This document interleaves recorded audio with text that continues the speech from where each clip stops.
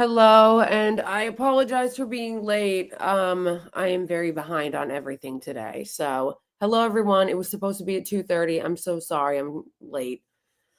How is everybody doing? I need to stop running around like a chicken with my head cut off, bro. Like for real, for real. It's crazy. Yes, free Palestine. How's everyone doing? I know. Did you guys see they freed Mohsen Mandawi or Madawi?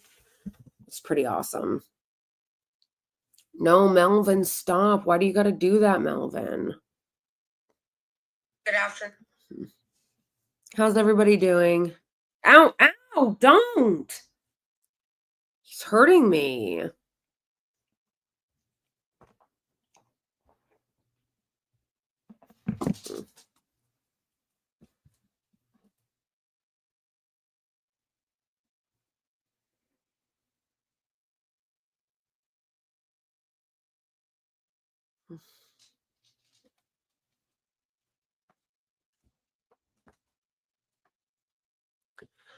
I love the painting behind you. Oh, thank you. The painting is not mine. My husband did that.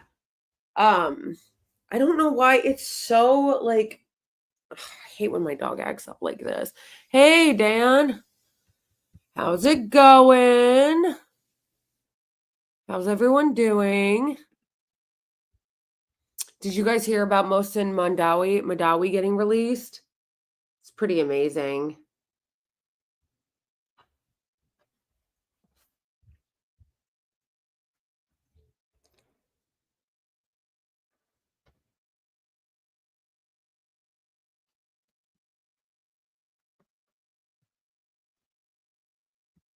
Yes, yes, it was great. No, it was great. His speech, I don't know if you guys saw his speech. His speech was amazing.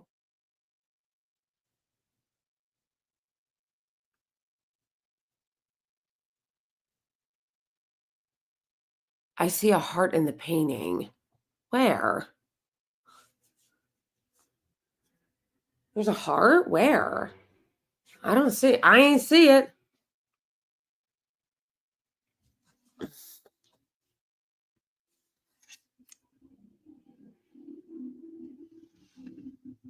Thanks, Fallen STK.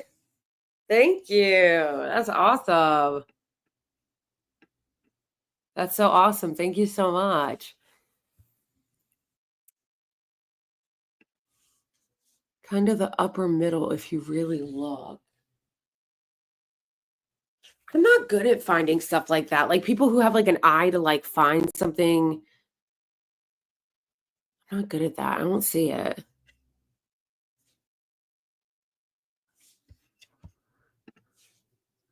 I need a pack today. Also made dark coffee all I had. I love dark coffee. I prefer dark roast.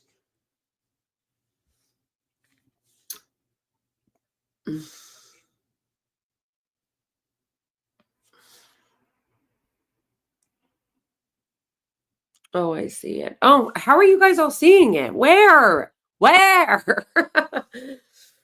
uh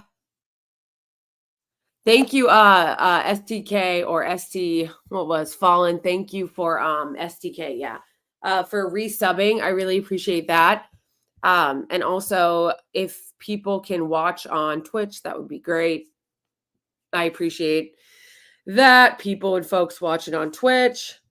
So, yeah.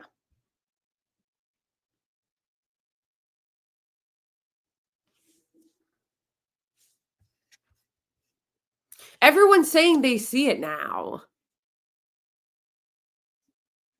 Yes, thank you, Theater, for reminding people of that. Please like, yeah, just like all like the basic things. Like, regardless of where you're watching, please hit the like button. And if you're not already subbed on YouTube, please sub on YouTube. And please follow on Twitch if you're not already on Twitch. And I, of course, prefer people watch on Twitch right now. But yeah. Thank you, Ma. Where did you guys see the sandstorms that are happening there? How crazy is that?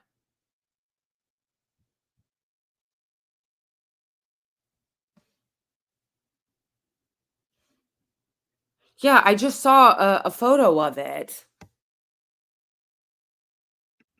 Oh, they don't? Oh, okay. Alright. Okay.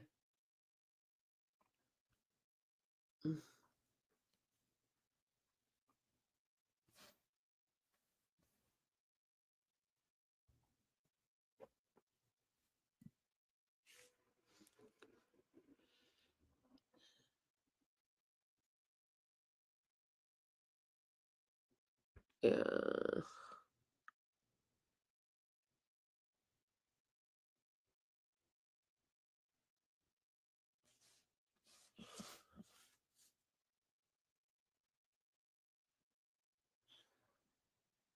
Hey, lover. Lovely warrior, sorry, not lover. LOL. LOL. Oh, yeah, I saw that. Canada, you know what's so funny about the Canadian election was how that was such an unforced error on their part, like on the Trump administration's part. All they had to do was not start a fight with Canada, which is so embarrassing. Like, how do you start a fight with Canada? That's so embarrassing. And they probably the right winger probably would have won. It's kind of amazing. It's kind of amazing. Um, I just think it's really funny because it's like the right winger was kind of um the right winger was kind of on like damn it. The right wing was kind of like on a roll basically, you know? And was like, "Oh, we're going to win this." Like, what was that guy's name? Pierre something. They're like, "Oh yeah, we're going to win this." Um but then it totally backfired because people were so pissed that like he's attacking Canada and saying that they're going to like annex Canada that people were like, "Nah." Yeah, how do you pronounce it though? I never say it because I don't know how to pronounce it. I love your Woody Guthrie guitar, by the way. I have a photo very similar.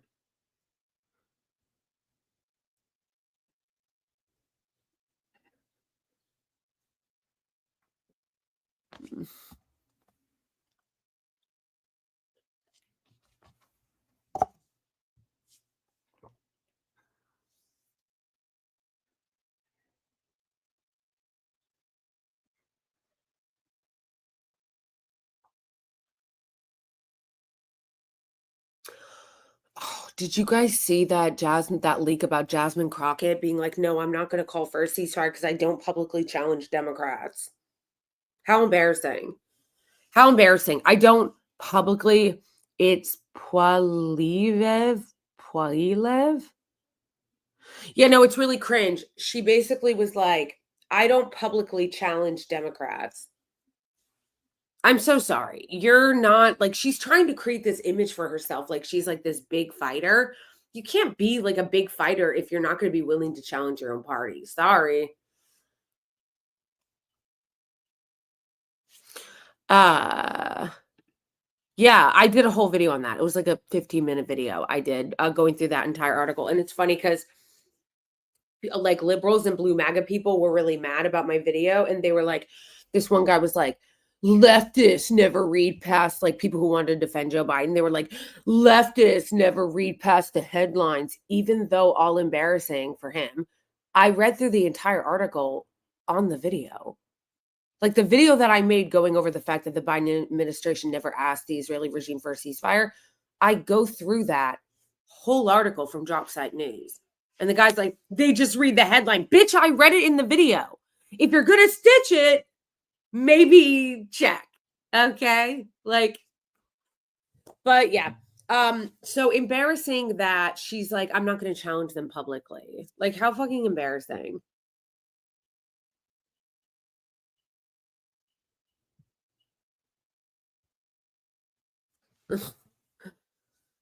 Oh, and did you guys also see the debate with Ethan Decline?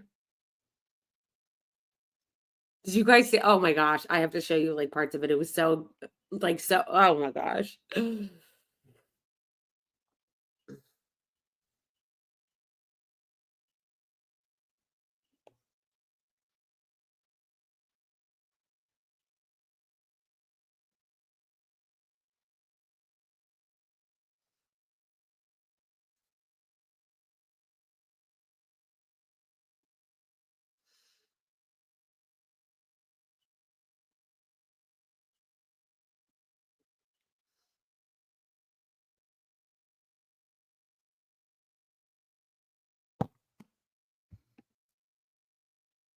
My mom said Hamas is a terrorist organization, and I said America is a terrorist organization. She said shit up for a second.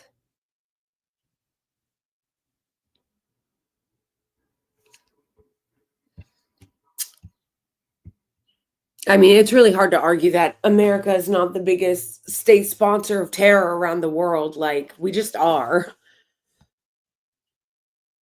That's why, like, everybody should disregard that. The way that, like, the US is like, I think I talked about this in my video about I did in the video that I made about Kneecap being attacked and being investigated by the UK police for terrorism. I was like, everybody should disregard anytime the US or the UK or the West in general calls something else terrorism, because it literally like, it'll be like America will do terrorist shit, the UK will do terrorist shit, Israel's doing terrorist shit, and then the band Kneecap speaks out about the genocide, and they're like, investigate him for terrorism. So, like, we're always the terrorists, and then we project that onto other people. Yeah, it's amazing. Did you guys also see that Mike Walls is out as National Security Advisor? Gone, bye, LOL. I'm kind of surprised they got rid of him, because they've been so, like, doubling down on it. But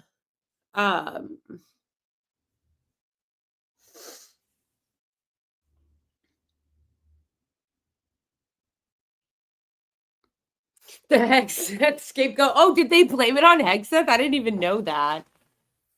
Oh, I'm gonna have to make some espresso for this one, boo.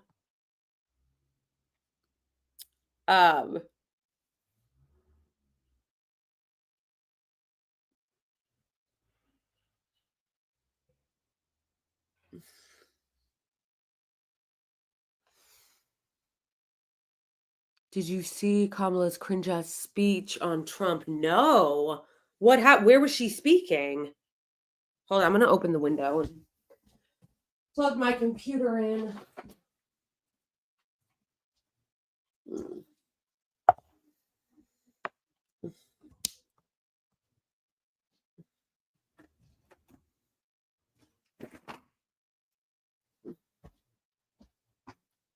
Sometimes I wish that, like, I had StreamYard on my phone, so then we could, like, go outside and, like, walk around while I stream.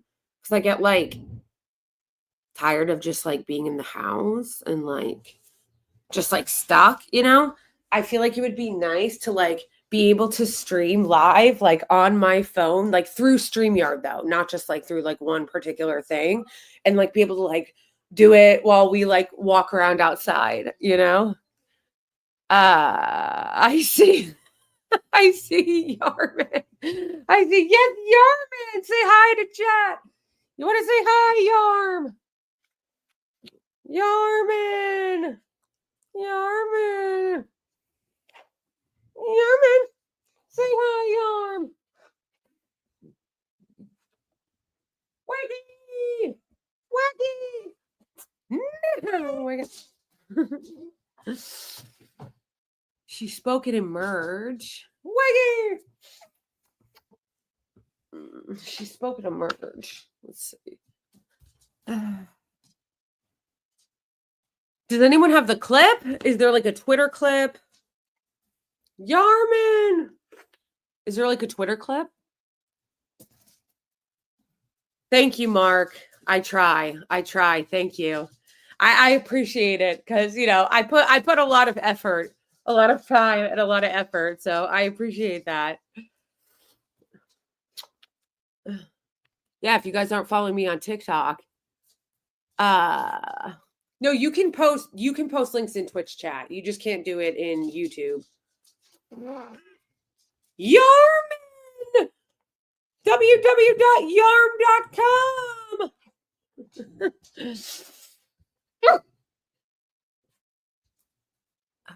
I don't have a cat. Oh, but you know what, you guys? I had to share this, like, personal news with you because I was kind of proud of myself. I finally sent a threatening letter to my building, my management. Many of you who are here with me all the time in the community know that I have been dealing with a mouse infestation for over a year. Hey, Johan. Everyone say hi to our mod, Johan.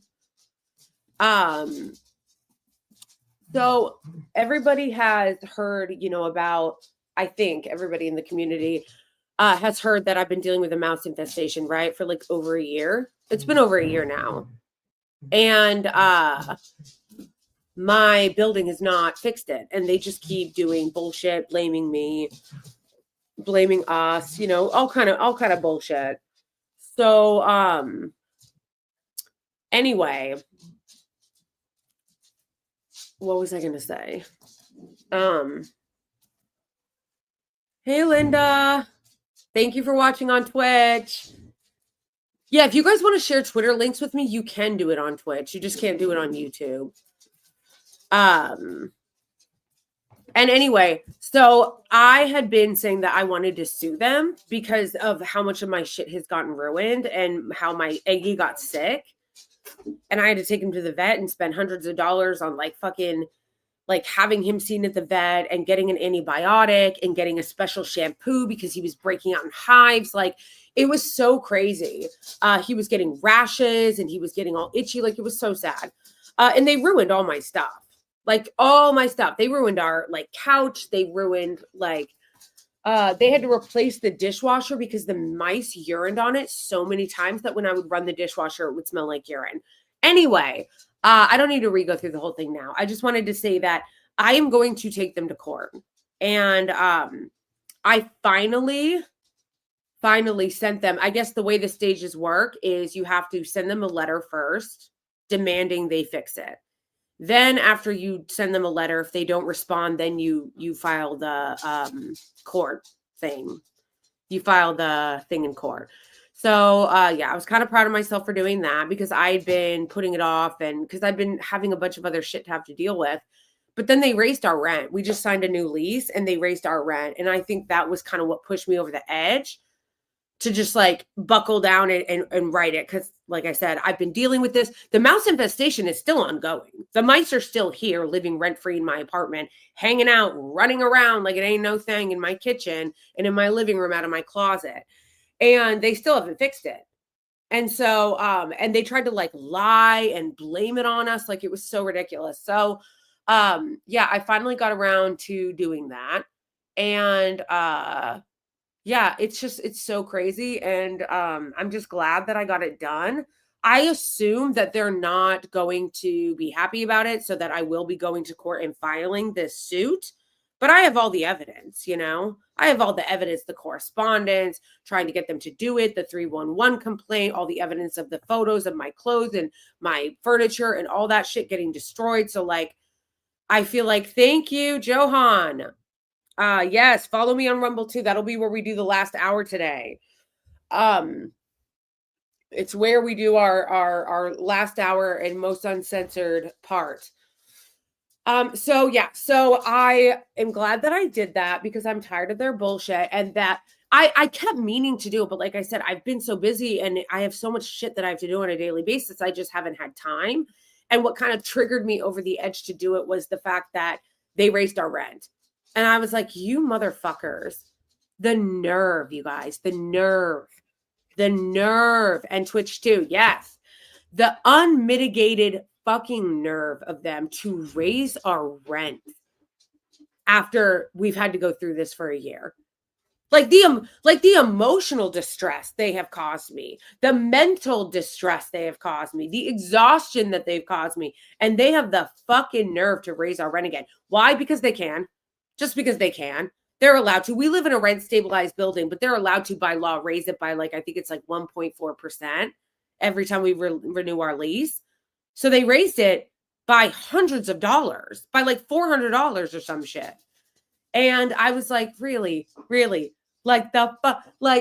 didn't have to. You don't have to. They're just doing it because they can. But for them to do that after everything they put us through this last year, nah, bitch.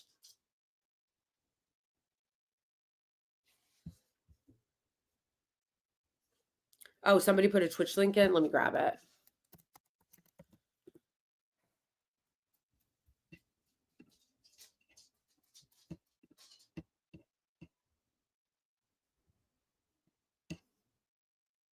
Wait.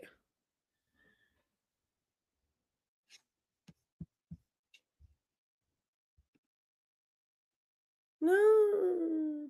Yeah, I'm trying to become a partner, a Twitch.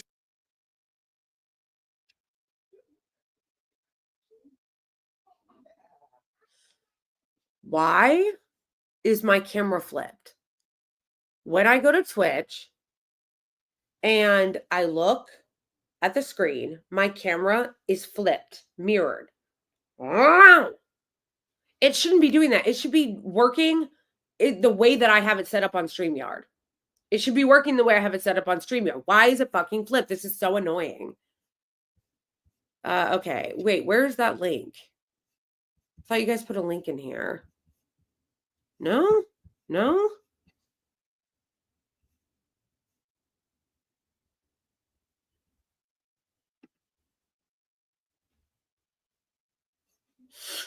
Oh, okay, I see it. Thank you. All right, we can go over this. Oh my gosh, I bet it's so cringe.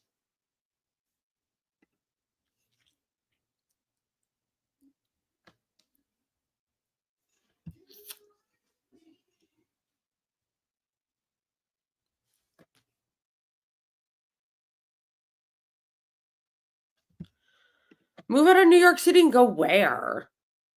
Go where? Like, my whole life is here. Ronald, thank you for the Cash App. Shout out to you. I appreciate that. The only place that would be reasonable for me to move to would be two places if I were to theoretically leave New York. It would be either Delaware, because that's where my husband's entire family lives. And Delaware is actually not cheap anymore because a bunch of people that used to live in the city went and moved there, specifically to the areas that my husband's family lives in because they're by the beach. So now it's very expensive. The other place would be back to Massachusetts to be near my sisters because that's where all my sisters live. Massachusetts is incredibly expensive. Like, it's not cheap. It's not like, oh, well, I'll move back to Massachusetts. It'll be cheaper. It's like, nah, it's pretty fucking expensive. So there'd be no reason for me to leave and to go where? Like, New York is my home. Go where?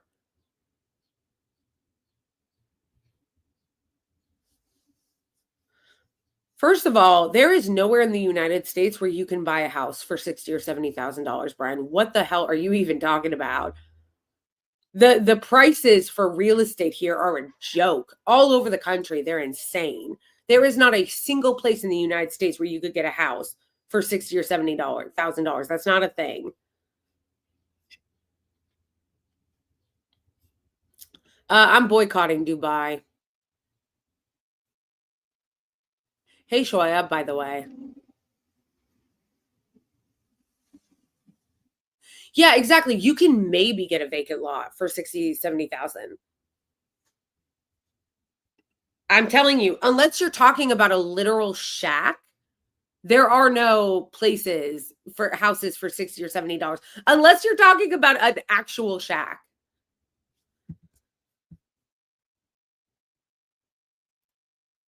Yeah, I would never move to Dubai. First of all, we're boycotting Dubai because they are funding the genocide in Sudan. Second of all, I isn't it true? And I'm not trying to be a hater, but doesn't Dubai not even have like plumbing? Third of all, I'm pretty sure that there are really strict laws in Dubai that a person like me would not I would not be able to get away with. First of all, I am a non-binary, um, incredible fucking loudmouth American who says fuck constantly and wears whatever the fuck I want. If someone tried to tell me that like I couldn't swear, I couldn't show queerness, I couldn't wear whatever I wanted, I'd lose my mind. I would absolutely no. Absolutely not.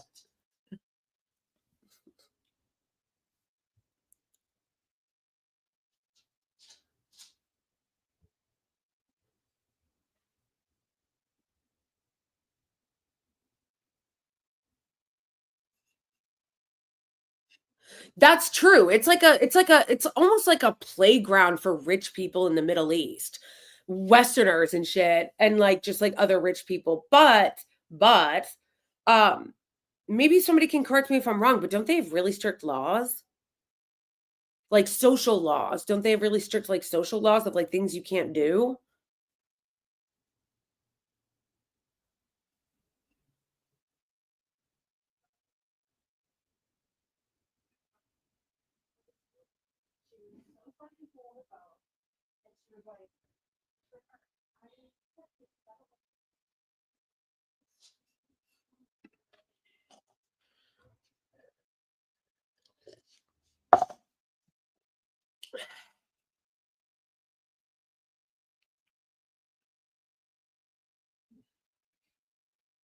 Yeah, I was there last year.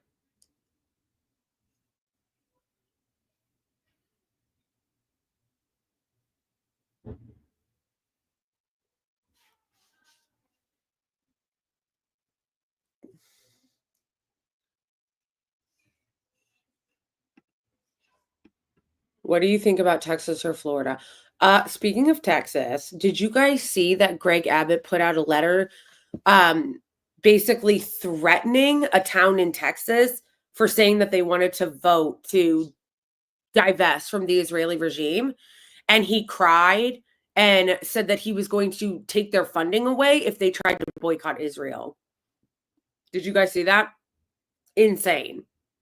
Insane. People need to sue. People need to sue. And no, I would not move to either of those places because I have, first of all, I'm not trying to be a hater. I love all my fellow Americans, but Florida's a dump. Florida is a fucking dump, okay? I know it's beautiful. It is beautiful, but it's also a dump. Also, there's gators everywhere. Also, it's super fucking right wing. Also, there's too many Florida men. Also, it's where a lot of pedos go. Nah, nah, nah, nah, nah. No, thanks. I would not live in Florida. Also, there's massive roaches there all the time. Like, we get massive roaches here, and I can't handle it. Like, but I've heard that they're everywhere. They're lizards and shit. Like, absolutely not. It's humid as fuck. Um, Also, like, I've read and been told that, like, even in the cities, the culture there is very, like, what do you call it, homogenous, and that, like, everybody has to look the same and dress the same and have the same boob job and the same BBL. I don't like that. I don't like that. I like living in a place that's eclectic and where people can just express themselves as they are. Also, what it really comes down to too is I don't have family there. Why would I move to a place? I mean, I don't have family in New York. Um, yeah, no, they really are. They think they're special. Um, they are really fucking racist. It's crazy. Um, but why would I move somewhere where, like, I don't have any family? I don't have any family in New York, but I've been living in New York for 15 years. It's my home. My husband is here. Obviously, it's where I met him. And it's not that far from Massachusetts, so I can easily go to Massachusetts to visit my sisters. So, like, there'd be no reason for me to move to Florida or Texas because I don't have any family there.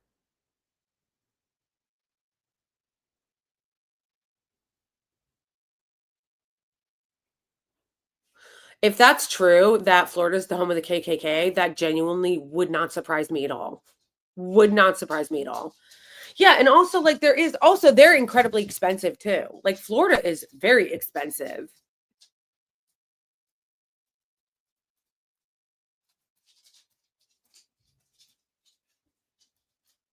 They have no social safety net in Florida either.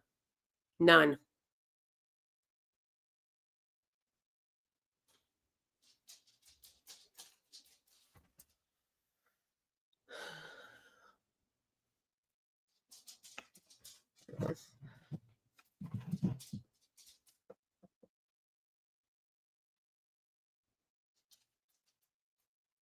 Richmond, Virginia? Michigan is too cold. West Virginia is beautiful. If I were going to move somewhere that I had, like, no connection to, it might be West Virginia because West Virginia is very, very beautiful and it is still cheap in compared to the rest of the US.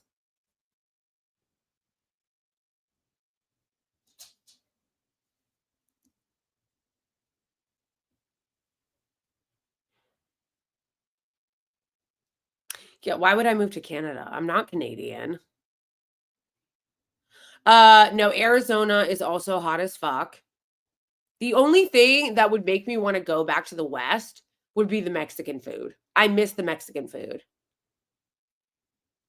Arizona has really good Mexican food. I'm from Colorado. I really miss the Mexican food there. There is an amazing Mexican restaurant in Colorado that I miss. I still remember how delicious they are, and I haven't had it in 20 years. I left Colorado in 2005. Hey, Zach. And I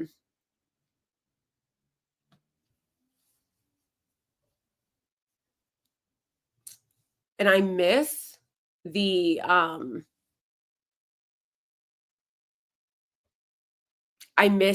food there a lot. And there's a particular restaurant that was called I'll show it to you guys because it's like it makes me so nostalgic and I miss it so much, and there's nothing like it. New York seems to have every amazing food cuisine except for Mexican. I don't know why that is. Like, I still haven't figured out or gotten a really good answer as to why the Mexican food here is just not good. Like, it's just not like there's a couple of Mexican places I can think of that are good for the East Coast, but or the Northeast, like, but they're nothing in comparison to how good the Mexican food is in Colorado. And I don't know why that is because all the other food here is amazing. Like any type of other cuisine that you can think of. Japanese food, Indian food, Greek food, fucking Lebanese food, Chinese food, Vietnamese food, Japanese food, like every food here is so delicious except for Mexican food. I don't know why. I don't know why. So let me show you guys my favorite one of my favorite restaurants that I would go to when I was a kid and when I was living in Colorado. I miss it so much.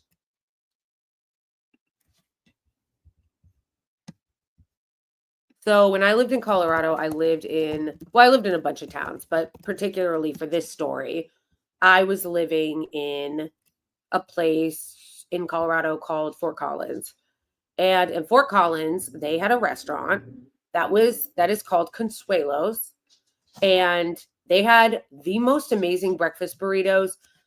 You don't understand how good their breakfast burritos were at Consuelos. Okay? Like, you don't understand. They're so amazing. I actually looked to see if I could order them. And I don't think I can. I actually think I did. I was like, is there a way that I could order these and have them shipped to New York?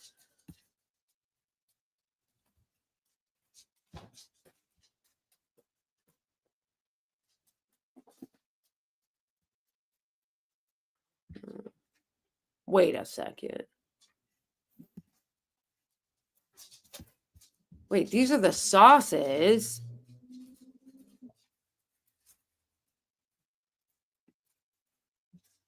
Wait, am I in the wrong? This is not the website. When I went to Consuelos, I clicked on website and it brought me to this place. It brought me to Nanita's. That's so weird.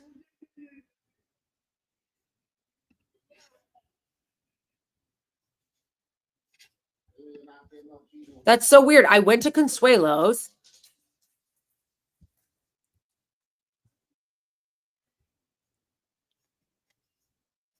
So why did it bring me to Nanita's Finest? That's so weird.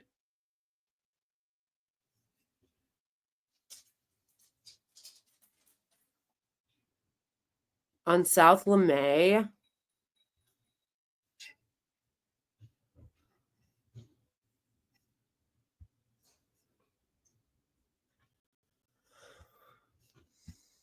Catering for all occasions. Okay, so why can't they send them? Why can't they send them to Colorado? You know what I mean? They have breakfast. I'm talking about the breakfast burrito specifically. They serve them from 6 to 10 a.m. every day. Okay. And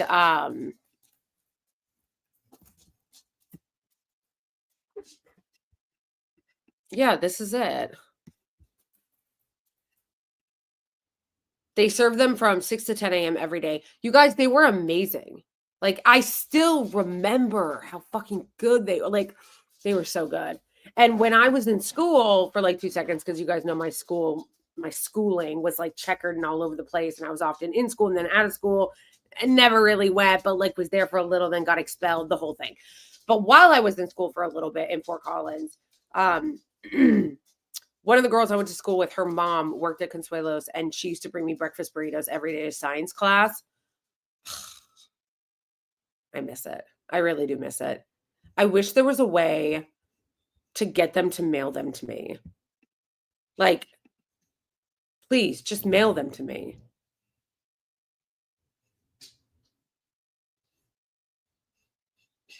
No, they're still called Consuelos.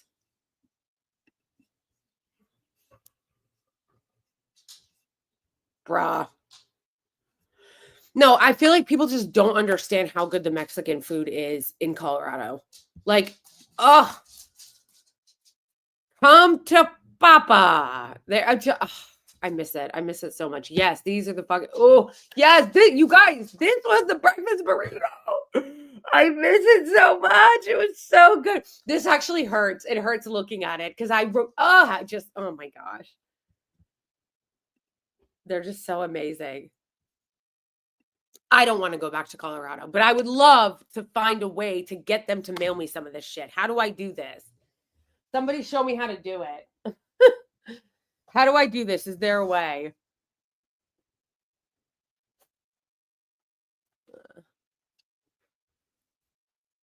How is your tooth pain? Thank you for asking. I made an appointment. I made a shit. I made an appointment for next week to have the process started. They're going to remove my teeth next week. Yes, and let me just get this out of the way before people suggest that I go to a different country because I'm not saying that to be rude. Like I appreciate people trying to be helpful and suggest things, but as I've explained, I'm shit out of luck when it comes to that because that's just not the way that an implant like process works. Like I can't. It would be just as expensive, if not more expensive, for me to have to fly to Mexico or any other country like Turkey 4 different times because it's a 4-step process to have these implants done. And the first step process is having the teeth removed. The second is having the actual implant placed. The third is having the post put on. And then the fourth is going back to have the crown fitted and put on. And you have to go back multiple times to make sure that the crown works, that it fits, that it's like closely shaded to your regular teeth. How fucking cute is he? So I have to have it done here. I'm just going to be screwed and I'm going to be in debt for 950 years is all, you know. Because I'm putting it on a fucking credit card. Like I'm going to put it on my care credit card. So thank you, capitalism. And I feel like Charlie Brown right now where Snoopy jumps on Lucy's head in the Christmas one. Yeah. And yeah, I'm just going to be, fucking in fucking debt forever, capitalism, baby. Go fuck yourself with your health with no health care.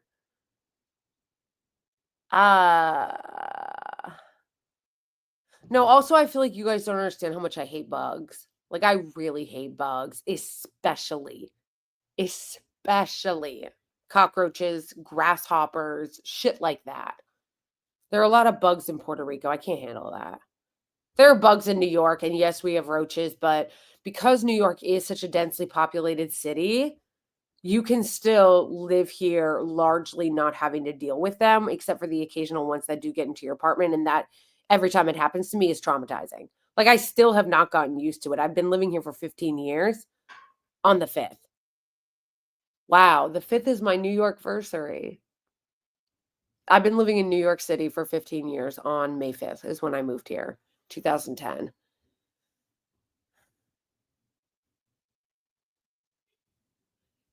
Yeah, that's what I'm saying. People were like, I was complaining one day about the roach that was like I saw in my apartment in New York and how disgusting it was and how traumatizing it was. And somebody like commented on my video and was like, you don't even know the amount of giant roaches and like disgusting bugs that we have in Florida. They just call them something different. I forget what they call roaches in the South. And I'm talking about the big ones. I'm talking about the fucking big ones, the ones that New York tries to call water bugs. And I feel like it's just like a rebranding exercise. Like they try to like rebrand it, calling it a water bug, where it's like, I don't give a fuck if you want to call it a water bug. It's a fucking roach. No, the water bug is just like branding. Okay. Because they're all the fucking same. They look the same. They're just as big. They've got the same color. They've got the same outfit. They have the same wings. Like they're all fucking roaches. They're just big roaches. But no, not tree roaches. They call them something else. I know there are weird ass names. Weird ass names and weird ass sayings in the South. Yes, it is, but it is a rebranding attempt. Yeah. There is a name for it. There is a specific thing that people in the South call them. Yes, thank you, Tammy. Palmetto bugs. That's what they call them. They call them palmetto bugs. But when you actually look at them, they're all the same. They're all the same. I don't care if people want to give it a different name, a different branding, a new package, a new outfit. They're all the fucking same. I'm going to Google it, even though it's disgusting and it traumatizes me. Okay. Palmetto bug. That is a roach. Okay. That is a roach. I don't care what the difference is. That's what it fucking looks like. Okay. And then you go to water bug. First of all, actually, if that's a water bug, that is not what we have in New York. If that is actually what a water bug is, that is not what we have in New York. What we have in New York looks like the right.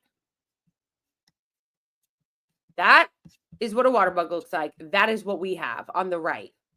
Oh, wait, it did not show up. Oh, yeah, I forgot. I've got to always change this. What is on the right is what they look like in New York. What is on the left is a water bug. Okay, so this is a water bug. This is a roach. And what we have in New York are roaches. So I don't care what they want to call them. First of all, this is not what we have. That is not what they look like in New York. And that technically is a water bug. What we have in New York, once again, is this. That's what they look like in New York. They're disgusting. I can't, no, I got to get out of here. I can't even look at them without wanting to cry and shaking. Like I can't. Yeah, I don't like spiders, but not in the same way. They don't scare me in the same way. They don't horrify me in the same way. Yeah, spiders are gross. I don't like them, but I'm not like, they don't traumatize me in the same way. I feel like roaches are threatening. They're threatening me. They're making me feel unsafe, okay? It's like Zionists on campus. I don't feel safe. They're threatening my safety, and I need the IOF to come in and get rid of them.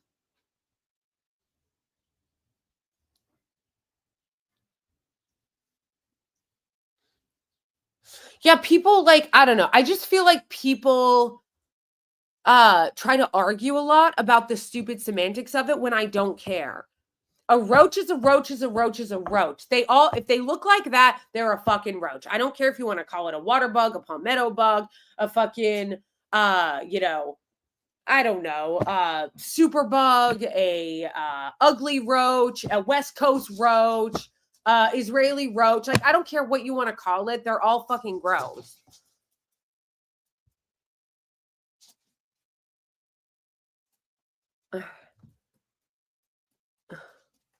How about from those huge recluse spiders from the Congo? Oh, I don't know what that is. Should I look it up? I don't know. I'm kind of scared. Recluse spiders, Congo.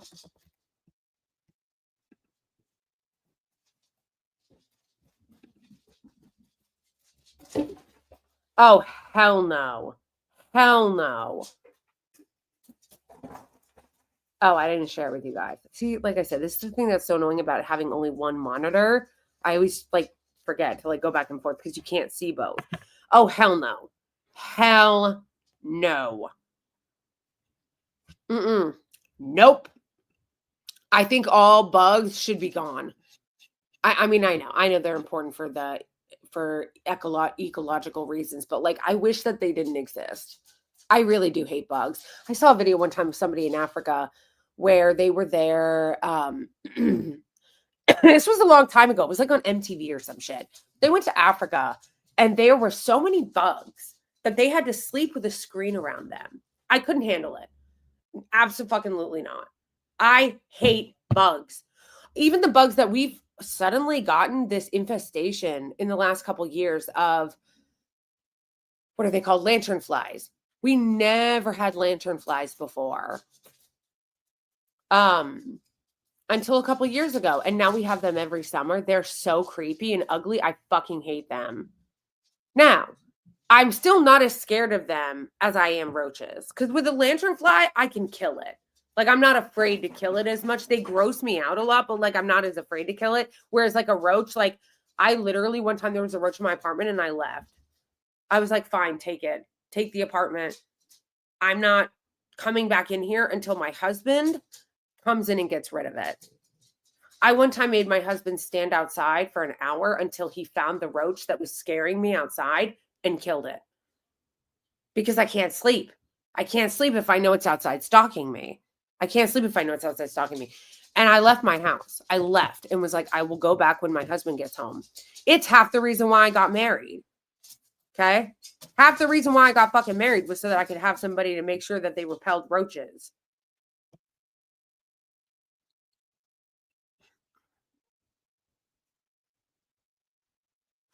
Yes, thank you. Don't forget to press the live button.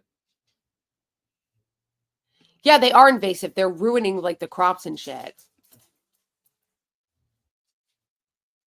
It is though. It is though, Theater. They do stalk me. And I'm feeling very threatened, you know? Nothing makes me feel more threatened. That's why I'm like, no. No, I can't. I just can't. I don't like bugs in general, but those are definitely the ones that upset me the most.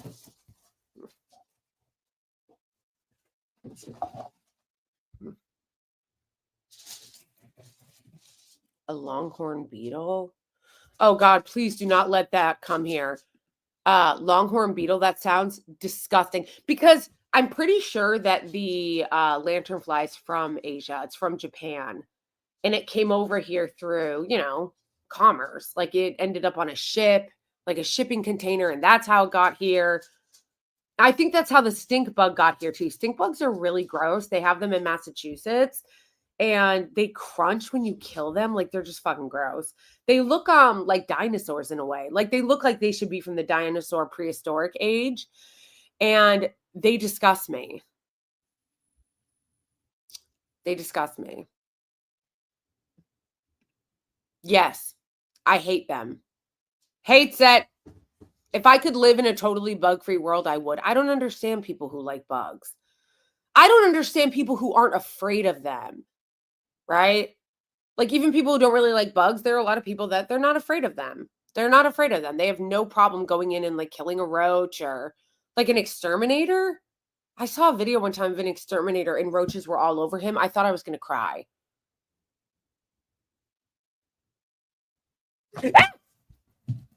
Oh my God. See,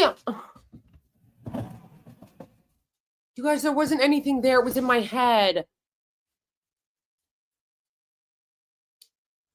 Oh my gosh, you guys, there wasn't anything there. This is what happens when I talk about bugs. You guys, I hate bugs so much. Okay, what happened was, it's embarrassing. What happened was because we were talking about bugs so much and I hate them so much and they scare me so much, I felt something on my leg and I thought it was a bug. So I like jumped because I thought it was a bug. Okay, hold on. All right. Time to how embarrassing.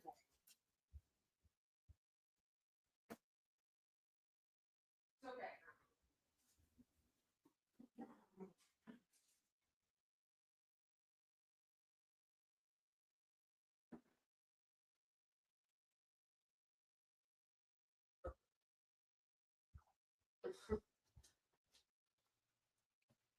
This is how that fucks me up, guys.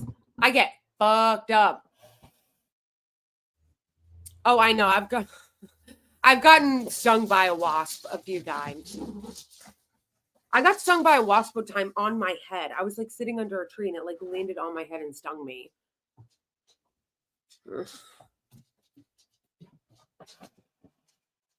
Mm. Yeah, so I need to start making my coffee soon. Wow, that was like crazy. That actually like literally scared the shit out of me.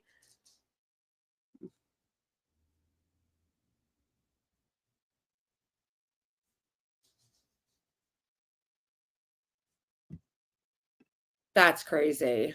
I didn't even know that could happen. I got stung by a bee that chased me one time. I was in Delaware visiting my husband's family, and it literally chased me while we were waiting for the bus and stung me. It was crazy.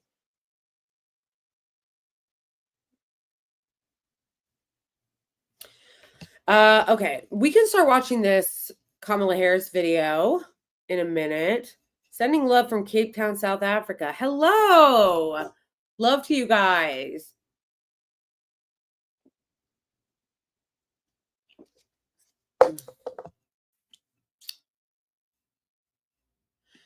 Actually, ants are the only ones that don't bother me.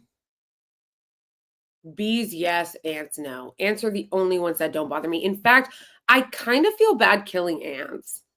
Like if I kill an ant, I don't want an infestation. Like we had an infestation a couple years ago during the summer. I don't want that, but like they actually don't bother me. I read that they were God's little helpers. They're God's little helpers and they work together and they're really like, they're just trying to live their lives. They're trying to help each other out. So yeah, I kind of like let them alone. Actually, I feel guilty killing most bugs except for roaches, which I usually don't kill them myself because I'm too afraid to go near them.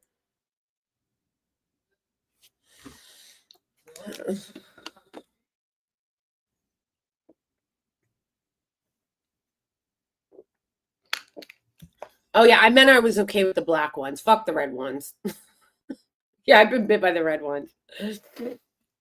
No, you know what was fucked up? When I lived in Colorado, the grasshoppers there, I lived in a town called Loveland. The grasshoppers in Loveland, Colorado were plague level. Plague level. I was also traumatized by that as a kid. We had them everywhere in our backyard. It was fucking disgusting. It was like biblical. And they were huge. I was so scared of them. And one time my sister, to fuck with me, because she knew how scared I was of them, put one on my pillow, like a dead one on my pillow to fuck with me.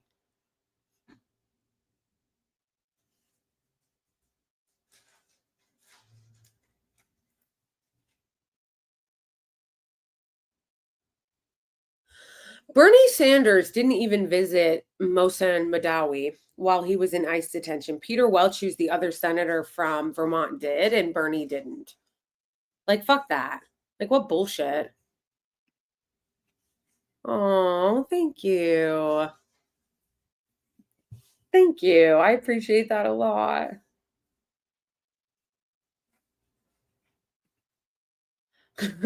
Yeah. I appreciate that a lot.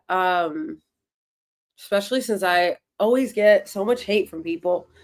Haters always hating. People are always in my DMs, in my comments. Uh, you know, libbing, getting really mad. I've been getting so much hate from liberals the last couple days, getting very upset. They get so upset when you criticize the Democratic Party, even though it's like liberals will make fun of MAGA, rightfully so, for being cult-like to Trump and never wanting to criticize Trump for anything. And then they'll turn around and act like a fucking cult to the Democratic Party. Like, it's so embarrassing. Oh, thanks. Yeah, I think somebody was trying to insult me by calling me Elvira, so I just embraced it. Somebody on my Twitter was like, "You're like Elvira." So I was like, "Yeah, bitch. Here's my Elvira photo."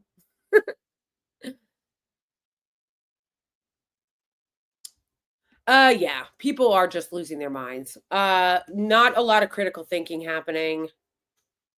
People are very cultish. I think that too that I think too that we're just living in a very anti-intellectual time. Hey Jamon. I think we're living in a very intellectual, anti-intellectual time, anti-reason time. I would be, yeah. I think that we're living in a time where like people do not care about reason, care about logic. They don't care about facts. People are behaving in ways that like we used to read about in like the olden days where we'd be like, oh, we're so much more sophisticated now. Like as humans, we've evolved. Like we reason, we're not like we read about like the witch trials, Salem witch trials, and we're like, oh, those people were such religious zealots. Like we're so much more like societally advanced. But are we though? Are we?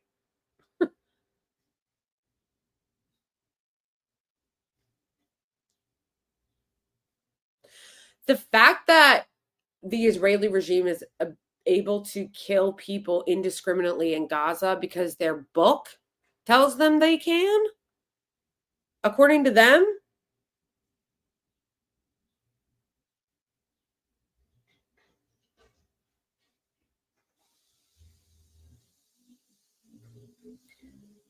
Yeah, but being a free thinker requires that you challenge your own beliefs.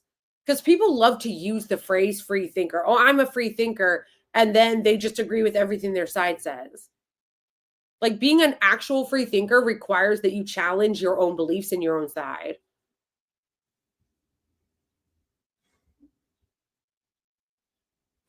But that's not being a free thinker, Brian. Just running to the right because people ran to the left is not being a free thinker. It's being a reactionary. You're just being reactionary. Like, oh, well, they're doing this, therefore I should do that. No. Like, you should think critically about every single issue individually. What you should do if everybody's running to the left on something is still question it. Why is everybody running to the left? But maybe they're right. Or maybe the person on the right in that instance is right. Like, you don't want to be just like a reactionary person that does the opposite of what everybody else is doing. You have to critically ask yourself, why is it that you're opposing something or favoring something? That's what being a free thinker actually means.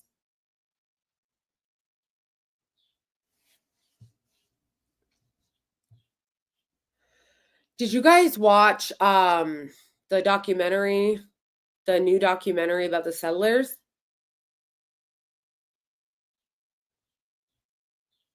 Did you guys see it? Anybody see the settlers documentary?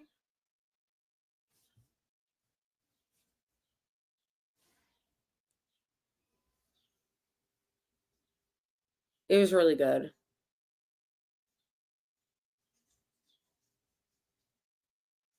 Louis Theroux, yeah. It was really good. It was good. It was good. Obviously very sad. But that's what this reminded me of when we're talking about people just being um when we talk about people just being like how like we live in a time where like critical thinking and reason is being rejected, where like these people are fucking crazy and they're getting away with saying that they get to do all these horrible things to other human beings and take away their freedoms and treat them inhumanely because they think that they have a divine right to. They think that they have a divine, they're like, oh, we have a biblical right to the land. First of all, no, you don't. That's not what the Bible says. Okay. I'm a Christian. I've read the Bible. That's not what the Bible says. You don't have a right to the land.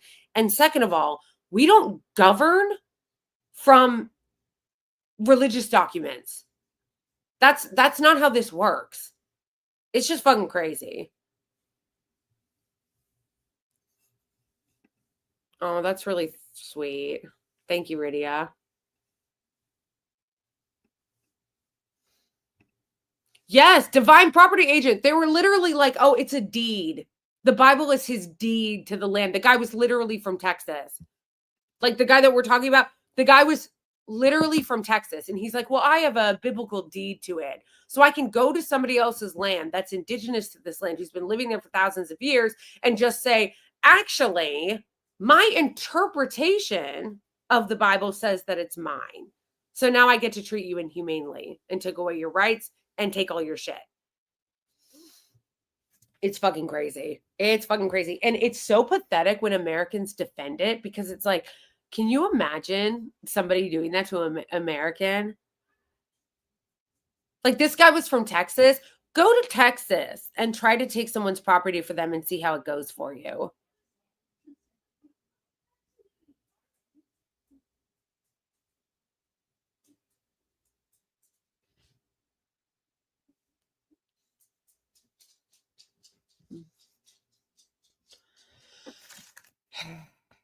It's crazy. Well, some people still romanticize Christopher Columbus. Like, didn't Trump just like try to reestablish like it as a holiday? It reminds me of that Sopranos episode, Anti-Italian Discrimination.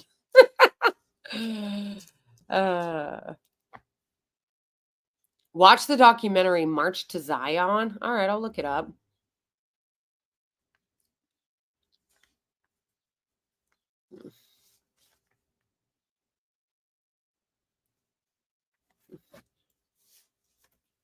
Okay.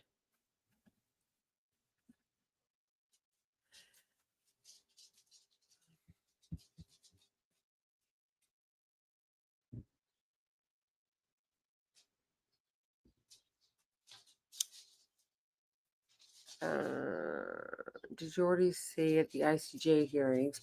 No. Is it on Twitter? Oh, that's a different comment, but yes to this one. Gaza Fight for Freedom. I don't think I've seen that. I saw, or is that her Right to Return documentary? I did see the documentary about that Abby Martin did about the right to return. It was great. It's a great documentary. I did not see these hearings. This was the comment I was trying to respond to. I did not. How good is it? Is it on Twitter? Also, Wellness Row. Do you think the future is AOC and Bernie? No. Only if Bernie obviously is not the future. Bernie is sunsetting, but also AOC maybe is the future, but not as a progressive. The only way that AOC is going to advance her political career is to continue to ingratiate herself with the Democratic establishment. And the other ones are the Democratic establishment. Josh Shapiro, like fucking establishment. Jon Stewart, I don't think is going to run. Jasmine Crockett and Cory Booker are both establishment. Tim Walz, I guess he's not as establishment, but like he's already had his reputation tarnished because of the last election. So I don't think there is a future for any of these people in the Democratic Party, because the Democratic Party refuses to reform.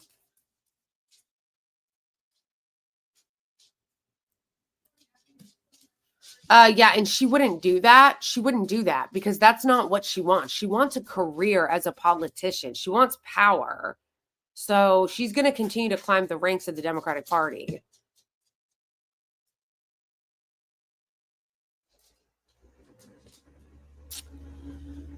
So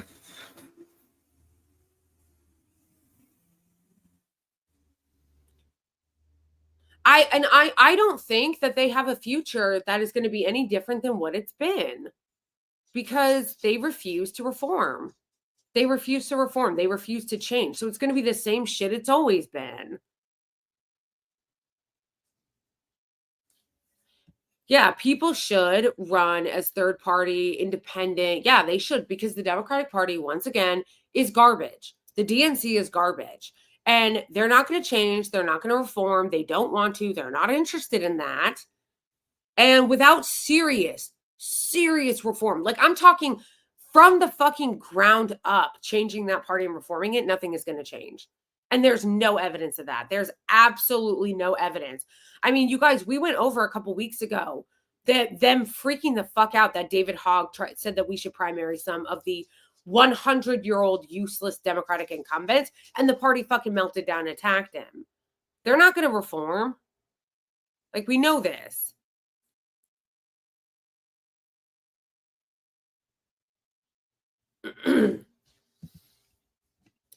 Sure, I'd watch it. Maybe we could watch it on Rumble, because I don't think that we could on I actually don't know what Twitch's rules are for how they do copyright. We might be able to do it on Rumble. Although I know he was promoting Rebellion Pack, which is bullshit and nobody should give money to. Hello, Free Palestine, yes. Plus, also, I'm not voting for another candidate that takes APAC money. Like that, I'm done with that.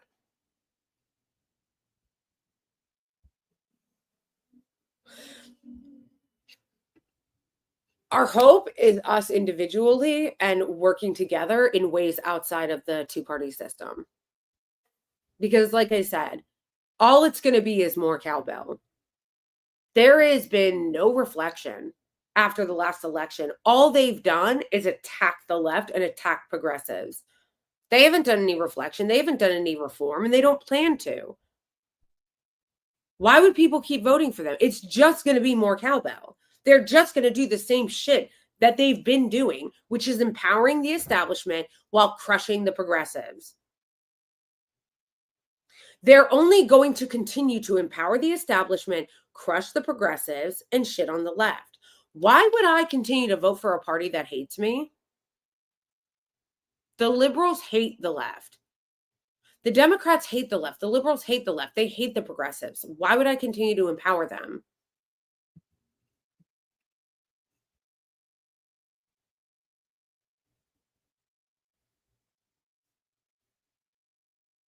Well, that's a good point, too. Nothing is actually going to change in this country because our politics are controlled by Israel, by other foreign lobbies, by the, arms manufacturers, by the military industrial complex, by corporations, by dark money billionaires.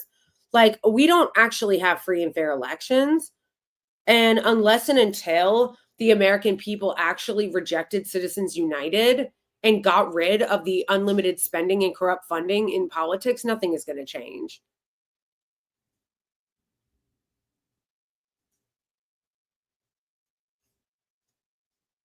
We're just going to become more fascist, honestly. It's going to be more of our rights taken away and more fascist.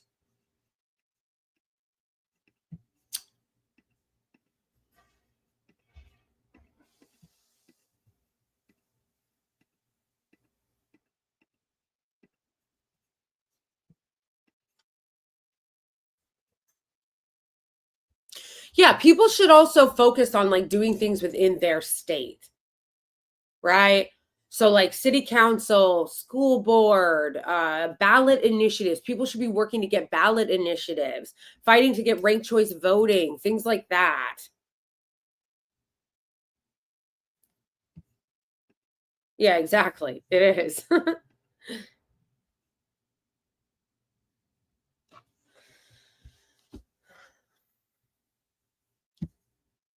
As if other countries want us. All right, let's watch this Kamala Harris clip. I'm gonna start making some coffee. I want to make my latte. Plus, I gotta pee. This would be a good time. It's not. I don't want you to feel totally hopeless because hopeless is not an option. All I'm trying to say, I'm not saying be hopeless. I'm not saying, don't fight. What I'm saying is we need to get smarter about how we do and how we're building power and how we're building politics in this country. Because for too long, we've just operated within the paradigm of Republican and Democrat, the two-party system, without actually doing things like focusing on ballot initiatives and things like ranked choice voting and things like local offices and things like trying to address the root causes of a lot of the issues in the country, which is like gerrymandering and money in politics. So I just think that there needs to be a lot more focus on that and less using that energy in the Democratic Party that doesn't give a fuck about you and actually hates you. At least the Republicans pretend not to hate their voters, Because I always say, I think Republicans hate their voters too in private. Republicans are all rich, elite, despite all their cosplaying and Ted Cruz pretending he's an everyman and Josh Hawley pretending he's a people's man. They're all like Ivy League educated elites, country club Republicans cosplaying as everymen. And they hate their voters too, but they're smart enough to pretend like they don't. Democrats don't even pretend not to hate their own voters. People also need to focus on unions too.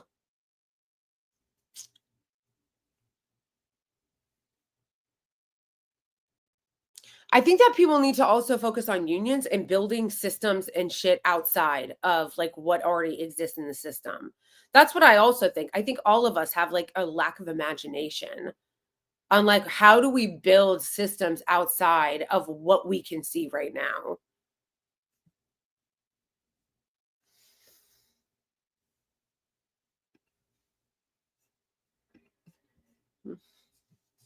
I wish I had an avocado right now, you know? Because I just thought, wouldn't avocado toast with tomatoes on it be really good? Wouldn't that be good? I had no idea you were on Twitter. Yeah, you know what? Thank you. I'm glad you found me. Twitter is one of my favorite places to post. It's one of my favorite places to post because I can be um, less censored than I have to be on the other platforms. Yeah, doesn't it? Avocado toast with tomatoes on it is delicious.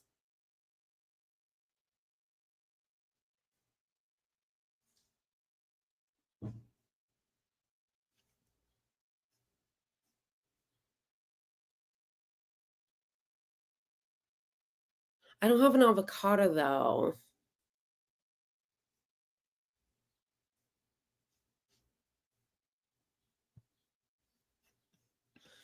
I think we should have both. I think that unions are good. We also should have, and unions should be led by the people that are in the union, not just like a union company.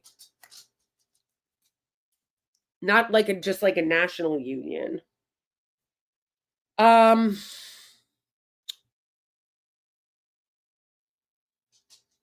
Also, yeah, and people should be focusing on things like that too.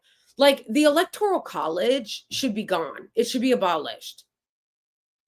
But we still have it and people aren't even really fighting to get it. I think that's the other thing too. The problem is also is that the reason why we don't have more change in this country right now is because the liberals fundamentally don't really want it. Homegrown tomatoes are the best. I wish I knew how to do it. I don't know how to do it. If I did, they are the best. Yes, they're the absolute best. I love tomatoes. Um, I think that the problem is that a lot of Democrats, actually liberals don't hold Democratic politicians accountable. Like, yeah, you have leftist activists and stuff trying to hold politicians accountable, especially progressive ones. But I'm talking about at the national level, like corporate Democrats, establishment Democrats, they're not ever held accountable. Liberals don't try to hold them accountable because they don't actually really want change either. They actually have liberals never want to admit this about themselves because they want to make themselves feel like they're better people than the Republicans. But liberals oftentimes are just like Republicans who are less racist. Like a lot of liberals are like the status quo. A lot of them also are elite. A lot of them also do like the way that the capitalist system runs here. They're just not as they're not as hateful. They're not like, "Oh, let's get rid of all of our immigrants and demonize black people." But like when it comes to like the actual like structures of our society, they're in favor of them.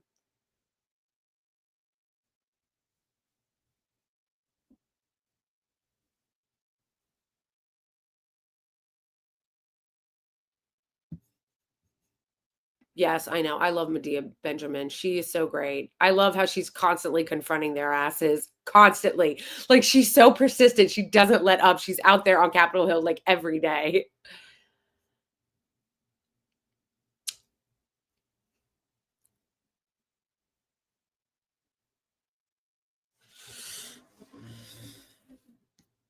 Yeah. All right. I'm going to pee. Let's start the video and I'm going to pee. So you guys have something to watch while we're up there. What is this thing?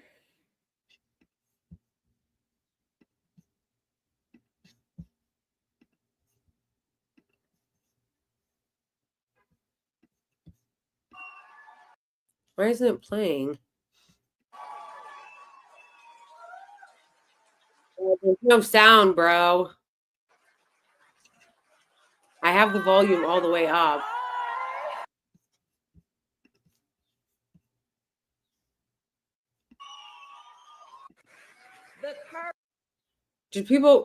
Does this really have no sound? Of The Americans hell? who are banding together in the face of the My volume is up. man-made Oh. economic crisis in modern presidential history. Okay.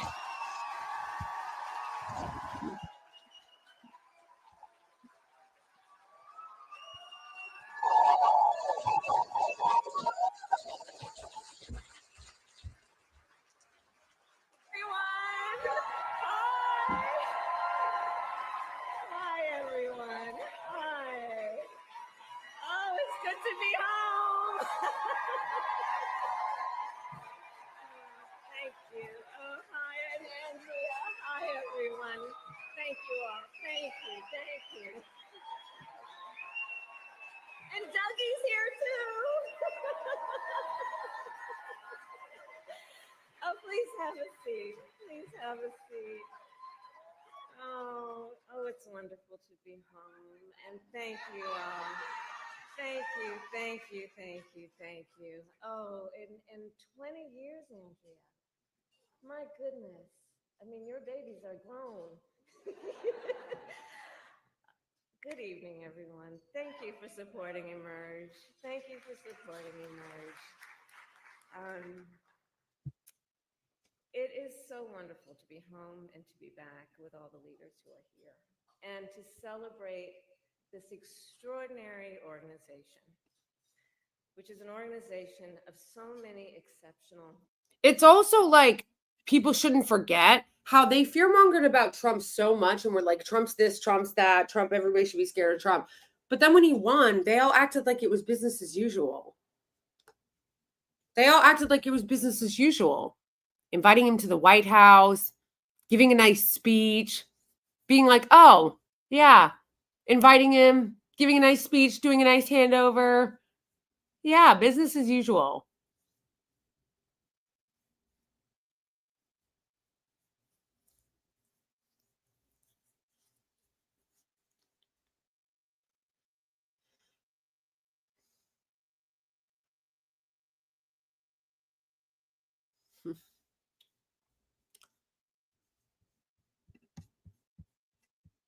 Leaders, those who found the courage to run. Also, if you guys were so worried about democracy, why haven't you been out every day? Remember Hakeem Jeffries? What leverage do we even have? What leverage do we even have? Said Hakeem Jeffries. And now he's out doing the embarrassing like photo ops with Cory Booker in his like embarrassing outfit, his like streetwear outfit. So embarrassing. So cringe. And yeah, that was really fucking cringe. Oh my gosh. But like, I know it was such a joke. But where have they been? If it was such an existential threat, how come she's only showing up to get awards and do paid speeches? Why isn't she out in the front lines protesting every single day?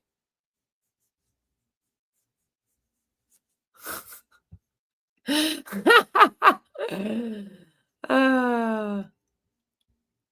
for office and those who support them. Emerge, I will say something you know. Throughout my entire career, Why is it so in life, low? I have always believed in the ideals of our nation. The ideals reflected in the Declaration of Independence, that all are created equal and endowed by our Creator with certain inalienable rights. Ideals advanced and affirmed by the service and sacrifice of generations of patriots. The ideals that ground the Constitution of the United States that here in our country, power ultimately lies not with the wealthy or well-connected, But it does, though. but with all of us, with we the people. Who's us? You are wealthy and wealthy. Now, of course, I recognize that America has never fully lived up to these ideals, that for all the gains we've made, the American dream has for decades been slipping further out of reach for so many. Slipping. I like how they act like she And acts like the that was American just people happens, like it's deserve natural. leaders who make their lives better. When they say, okay, what's embarrassing is And to when she make says our slipping, they always say that as if it's something that just happened naturally. Like, oh, it's just slipping out of reach for people. No, these were deliberate policy choices. All of this transfer of wealth to the top 1% into the corporations was a policy choice. It wasn't an accident. It wasn't natural. Stronger. But sadly, It's so weird how low it is. we have seen quite the opposite over these past few months. Oh, Mamala's getting mad. Now, I know tonight's event happens to coincide with the 100 days after the inauguration, and I'll leave it to others to give a full accounting of what has happened so far. But I will say this. Instead of an administration working to advance America's highest Working tirelessly for a ceasefire. we are witnessing the wholesale abandonment. I wouldn't of say those high. I would ideals. say he always seems a little drunk to me. And what we are also seeing in these last 14 weeks is Americans using their voice and showing their courage. We all know President Trump and his administration and their allies are counting on the notion that fear can be contagious. They are counting on the notion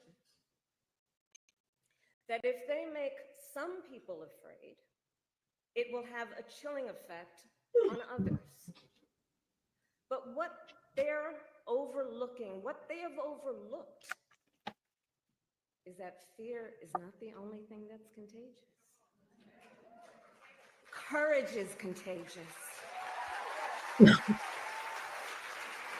Honestly, though, it's hard to not kind of like her because she's funny. Of Americans She doesn't mean to be funny, but together in the face of the her greatest cringe kind of makes her likable, you know? economic crisis in modern presidential history. Because she's so cringe.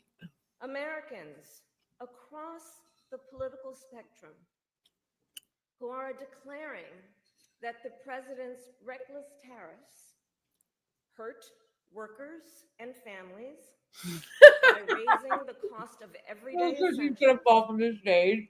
devastate the retirement accounts that people spent a lifetime paying into, True. and paralyze American businesses, large and small, forcing them to lay off people, to stop hiring or pause investment decisions. The courage of Americans we are seeing who are rallying at Social Security offices to protect their hard-earned benefits. Of Americans who are speaking out to say, it is not okay to violate court orders. Not okay. Saying it is not okay to detain and disappear American citizens or anyone without due process. But yet, you have people like Chuck Schumer who still hasn't even said anything about it. Judges to uphold the Like, what rule the of fuck? law in the face of those who would jail them. of universities that are defying unconstitutional demands that threaten the pursuit of truth and academic independence.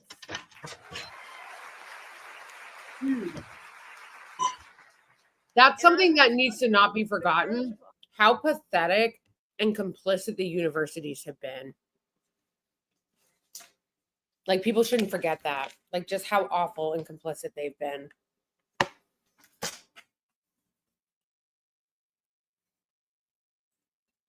Hey!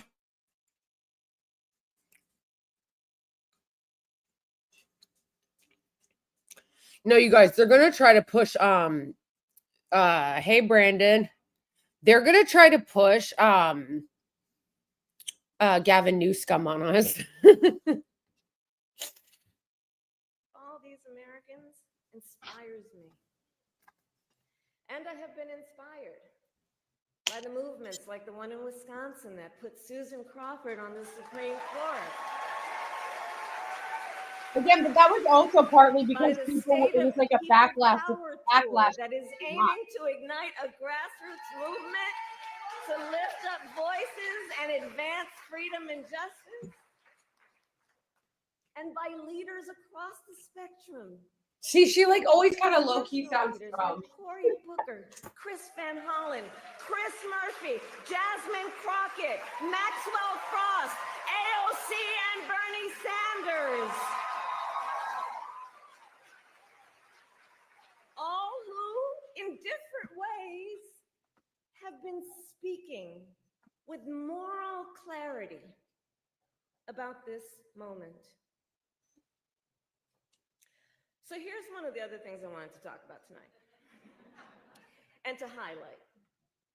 So look, some people are describing It'd be fun to drink with. Recent months as absolute chaos. And of course, I understand why. And it's certainly true of those tariffs. Tariffs that, as I predicted, are clearly inviting a recession. But friends, please let us not be duped into thinking everything is chaos. I know it may feel that way, but understand what we are in fact witnessing is a high velocity event where a vessel is being used for the swift implementation of an agenda that has been decades in the making. An agenda to slash public education. An agenda to shrink government and then privatize its services. All while giving tax breaks to the wealthiest among us. Yeah, that's something that I feel like. By the way, an agenda that is not lowering costs. That is something that I feel like people should remember and shouldn't forget, that like so much of what is happening, ooh, my computer, so much of what is happening in the country right now and with the Trump administration is stuff that has been in the making for decades. Like it has. You know, it's not, a lot of this is not actually like Trump's agenda. I mean, it is his agenda. He's the one carrying it out. But a lot of it is like not just like his agenda, quote unquote. It's like the agenda of the oligarchs that actually control his administration, the Project 2025 people. Life more affordable. I wish this was louder. Not what they promised. It's an agenda, a narrow, self-serving vision of America, where they punish truth tellers, favor loyalists, cash in on their power, and leave everyone to fend for themselves, all while abandoning allies and retreating. Oh, lol. And folks, what we are experiencing right now is exactly what they envisioned for America. Right now, we are living in their vision for America. But this is not a vision that Americans want. We are living in a moment when the checks and balances upon which we have historically relied have begun to buckle. And we here know that when the checks and balances ultimately collapse, if Congress fails to do its part, or if the courts fail to do their part, or if both do their part, but the president defies them anyway, well, friends, that is called a constitutional crisis. And that is a crisis that will eventually impact everyone. Because it would mean that the rules that protect our fundamental rights and freedoms, that ensure each of us has a say about how our government works, will no longer matter. And if that happens, the one check. What do you mean if? He's already defying the courts. The one power. That's because she babbles so not much. She rambles fail so much. Is the voice of the people.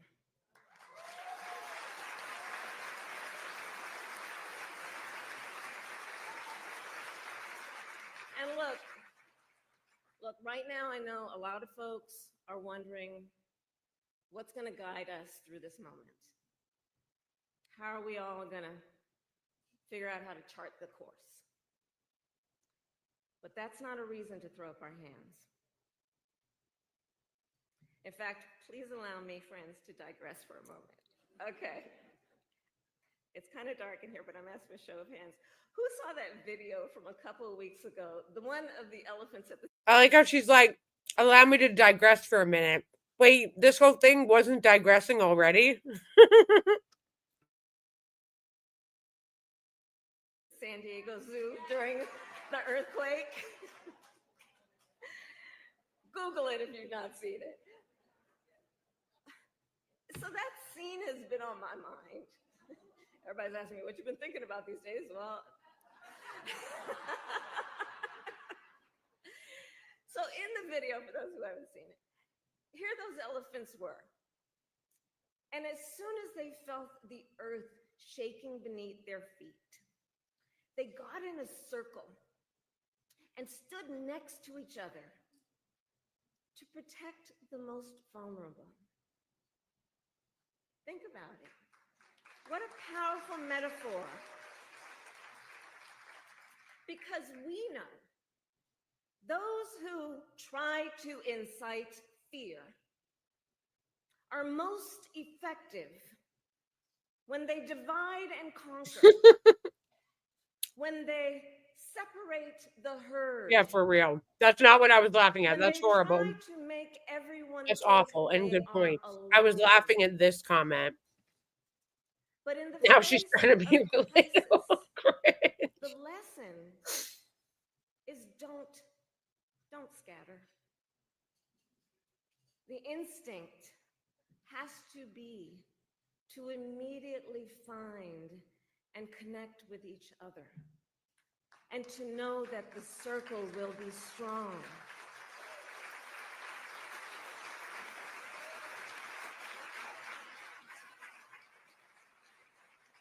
So I'll end with this. I am not here tonight to offer all the answers, but I am here to say this. You are not alone, and we are all in this together. And straight talk. How has she been talking? Things are probably going to get worse before they get better. How has she been talking for 15 minutes and said we nothing? are ready for it. We are not going to scatter. We are going to stand. What do you mean we? We haven't seen you in like 100 days. Leader and emerge. You have a special role to play. Organizing is as important as ever. Mobilizing is as important as ever. Running for office is as important as ever. So please, everyone here, please keep doing what you are doing. And to everyone, let's lock it in. Lock it Yeah, for in. real. Who the fuck Gear is up for we? the hard work ahead. And please, always remember, this country is ours. It doesn't belong to whoever is in the White House. Yeah, for real, It Damon. belongs to you. That's what she It means. belongs to us. It belongs to we, the people. Thank you. God bless you, and God bless America. Thank you all.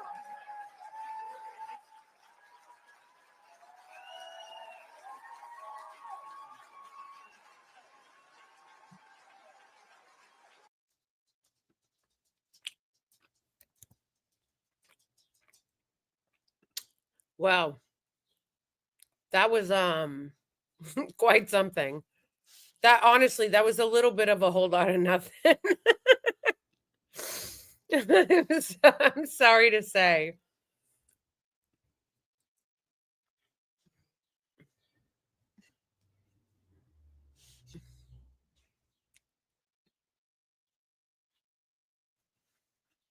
Let's see here.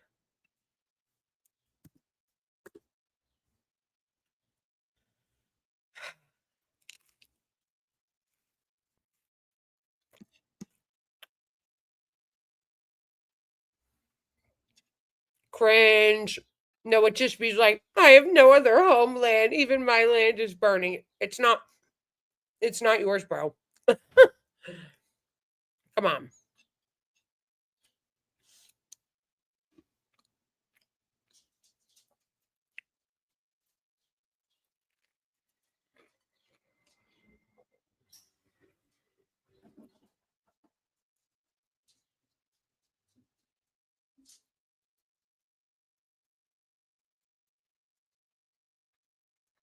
This was so embarrassing.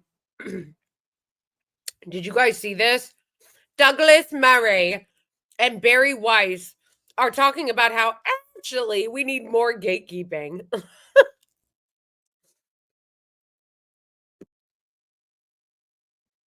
Oh my gosh, also this was so embarrassing. I don't know what Gazans felt on October 8th. Evil, and you didn't really answer that. Listen, You avoided. I don't know what This person is whining, saying, you do though, they celebrated. I don't know why it's easy for you to condemn the IOF for its failures and atrocities, but Hamas condemnation is so hard for Sam. I know why. Because A, he's not talking about Hamas there, he's talking about Palestinians in general. Second of all, you don't get to demand that oppressed people like you. Like, you don't get to demand that a bunch of people who are oppressed by you think you're awesome. That's not how that works. Okay, let's listen to this Barry Weiss clip. It's so embarrassing. It's amazing to me that she calls her propaganda rag the free press. I'm never going to get over that. I'm never going to get over the fact that she calls her propaganda rag the free press as she uses it to attack people's free speech. That's what she uses it for. She uses it to do Israeli propaganda, okay? She uses it to do Zionist propaganda, Israeli propaganda, and to call for censorship. Literally. She uses it to call for censorship of other people and do propaganda on behalf of the Israeli regime, and yet she calls it the free press. She calls it the free press. Amazing. So here's her and Douglas Murray, who both profited immensely off of pretending to be pro-free speech, okay? Both of them made a ton of money pretending to be pro-free speech. And here they are saying that not everybody deserves a voice. I think one of the dynamics at play here, and this goes beyond the conversation that you had with Smith on Rogan, I think it's just a bigger dynamic playing out right now, is over the past decade, probably longer, the left was in the business of making everything taboo. Even biological reality became taboo. Exactly. And And so this is a backlash. And the reaction the cultural right is having, the right, like broadly defined here, and I think it's breaking apart in all kinds of interesting ways, is no. You guys said everything taboo. Mhm. We're making nothing taboo. Yeah, yeah. And so the second someone comes around, as you Yeah. tried to do in that conversation, and say, actually, you know what?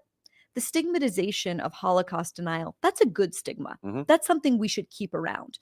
The standard of going to Yeah. a place that you write about, that's something we should keep around. What the listener, I think, The can hear standard of in that going to some place situation. that you write about, that's not the standard. That's not the standard. The standard is not to go to some place that you write about. People talk about Ukraine all the time who have never been there. People talk about Russia all the time, North Korea all the time, that they've never been there. What do you mean the standard is to go to a place before you write about it? This is ridiculous. Also, I like how she's like, so what they're saying is, yes, we care about free speech until it comes to Israel. That's where the line of respectability needs to be drawn. And they all agree with this. This is what Daily Wire and Ben Shapiro say. That's why they fired Candace Owens, because they loved Candace Owens when she was trashing trans people, when she was trashing Black people. It was when she started criticizing Israel that was the line. That was the line that they had that she crossed, and that's why they got rid of her. And it's the same thing here.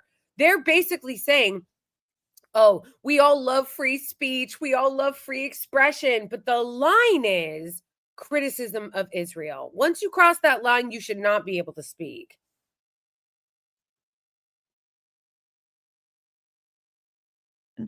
Is this is a person calling for cancel culture. This is a person Right. calling for gatekeeping. Yeah, And I yeah. find that dynamic extremely frustrating. It's very frustrating. How do you get out of that trap? One, I just, you got to exercise hygiene on your own side. And the fact that people have been kept out of the conversation who should have been in the conversation does not mean that absolutely everybody should be given the platform to spread untrue things. And it's going to be, yeah, I mean, like, These are the same like people everything difficult in this. that cried and cried and cried and said that we should not listen to anything that expert scientists say about COVID. That the guy on his toilet who was talking about doing his own research on BitChute had just as valid of a point about COVID as the scientists at NIH did.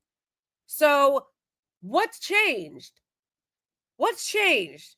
Because when it came to COVID, you thought everybody should be able to speak. Now not? No? Okay. Like, how do they not see how fucking transparent this is?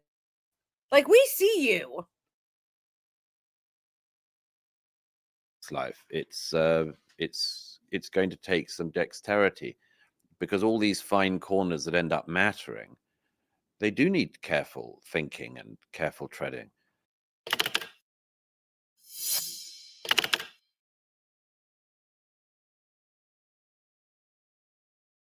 Absolutely fucking ridiculous that it's called the free press as they're advocating for censorship.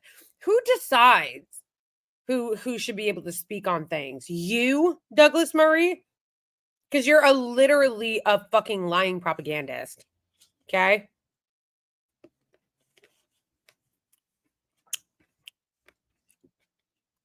Bro, I am not here to argue with you in the comments about COVID. I don't like and you want to know why? The reason why I don't like talking about COVID is because COVID is a Rorschach test where people see in it what they want to see, and they live in their own reality. They live in their own reality. COVID affected a lot of people in different ways. It was very scary for us here in New York. But everybody who has an opinion on COVID, they will make it whatever their experience was. So if you're a right-winger and you're an anti-vaxxer and you don't think COVID was a big deal, you have a totally different experience in the way that you interfaced with it than somebody who maybe lost a family member to COVID, or somebody who lived in a place like New York like I did and saw it. So it's a waste of time, is what I'm saying. It's a waste of time arguing about it because people make it whatever it is they either experience and or the media they consume. The media that they consume.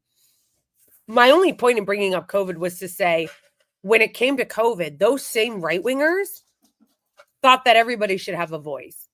It didn't matter if you were just some random guy sitting on your toilet spreading right-wing propaganda who knew nothing about biology or about science or about vaccines. They wanted you to have just as much of a voice. But then when it comes to Israel, that's all of a sudden not the case. We got to listen to Douglas Murray. Please. Please. Glenn Greenwald had a good response to that.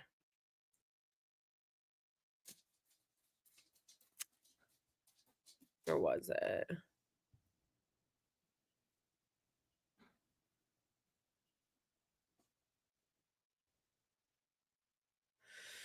He said, it's absolutely accurate. Barry Weiss spent a decade complaining about taboos imposed on dissident thought and how it's so vital that we allow people to freely speak their truth. Soon as Israel critics start accessing large platforms, I didn't mean that taboo should be lifted. We need that one. True. And that's how all of them are.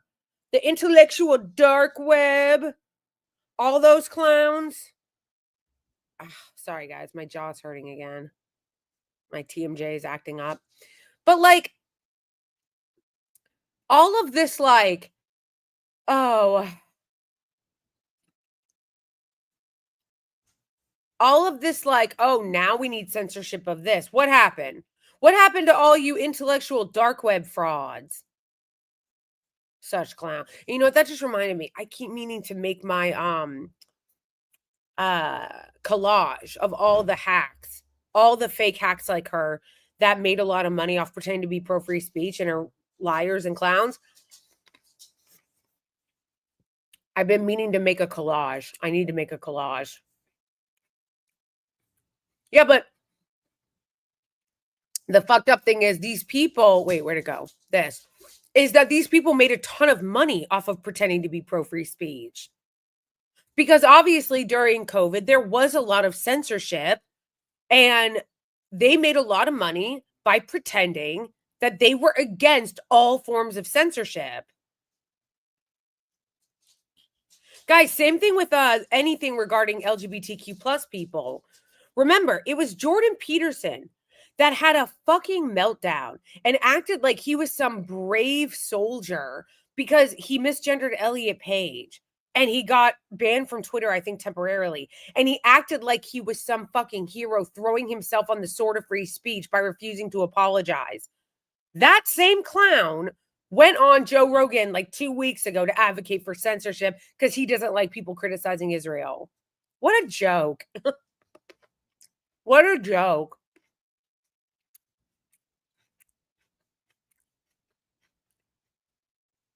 Is there a Zionist in chat?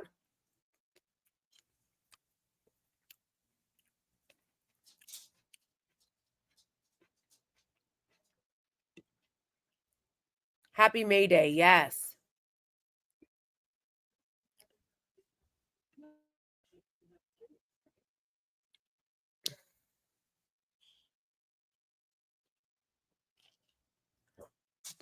Mike Walsh is going to be the U.S. ambassador to the UN, lol.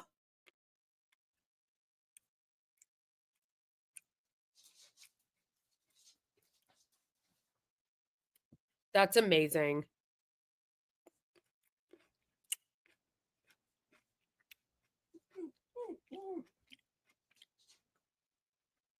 How pathetic.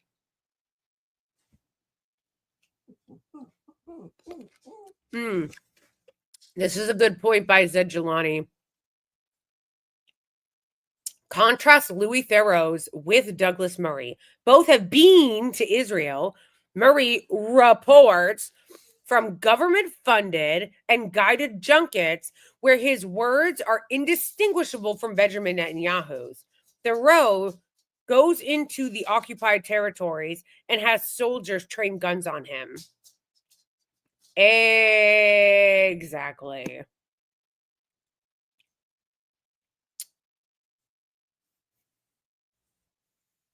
I'm sorry. Trump is such a clown. When AIPAC is thanking you, you fucked up. When AIPAC is thanking you, it's bad.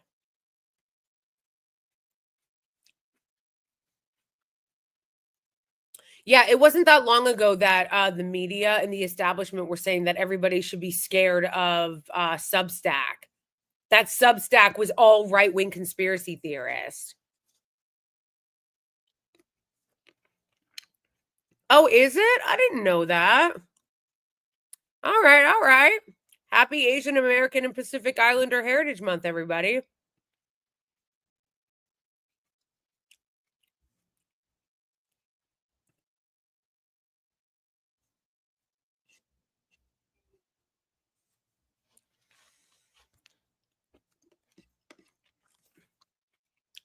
All right.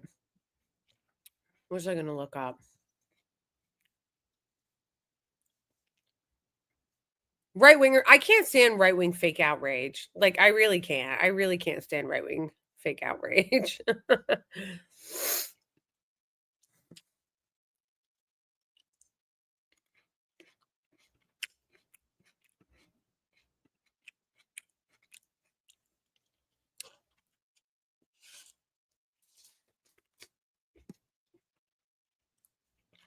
I really do wish that I knew how to grow tomatoes because I really do love tomatoes.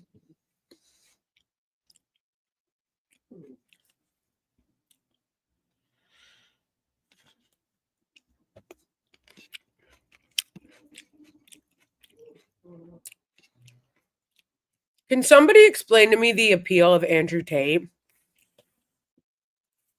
He looks like such a tool to me.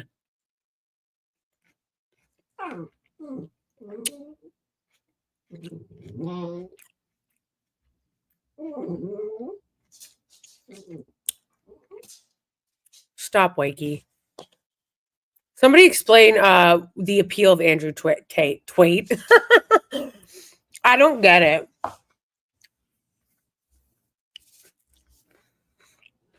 Like, he's such a used car salesman for real.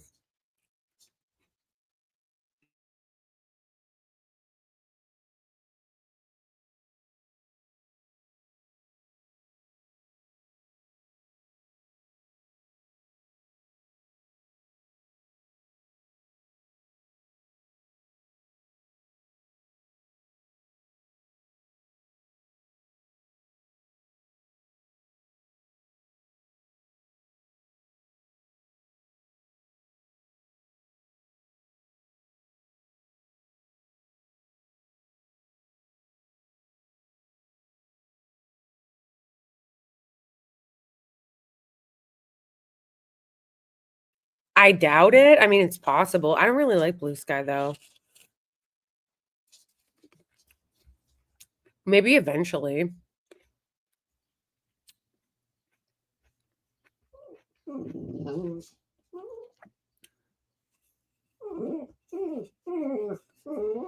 It's okay, Shwakey.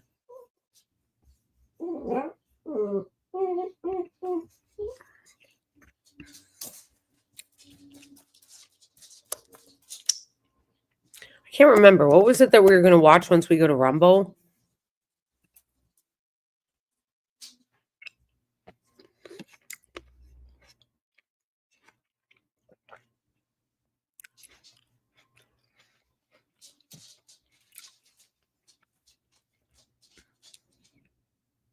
I love the part where he goes in this debate.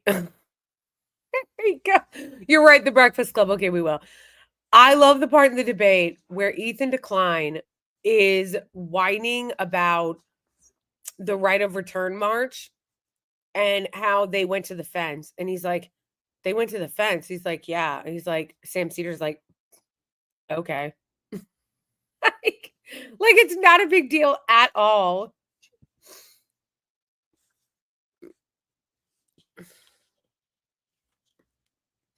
Oh, hey, Welsh. How's it going? All right. Hospitals. Israel, By the way, just there's not one public bomb shelter in Gaza. there's not one public bomb shelter in Gaza. Mm-mm. Okay. I just think that's interesting. It's pretty fucked up, don't you think?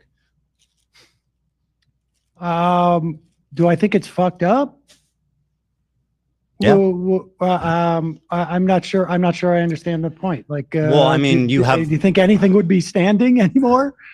Well, bomb shelters are underground. I mean, they would Well, I definitely be a lot know. I've safer. seen what happened to tunnels under hospitals. Your statement is, so you say there were tunnels under hospitals. Israel built the ones under the first one that they went into. They built it when they were occupying Gaza. Right? That's true of that one. But I mean, they have a vast tunnel network, obviously, as everybody knows. But I don't care. I don't want to get into the weeds on this.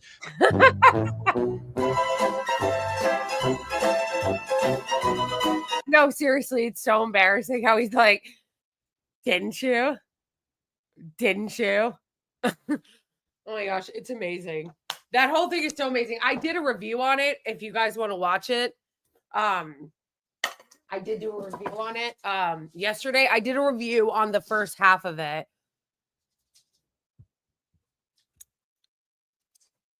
I just think it's funny that he's like, he keeps trying to lead Sam into answers. He keeps trying to lead him there. Like, don't you think that's bad? Remember during the right to return, they hit the fence. Don't you think that's bad? Amazing.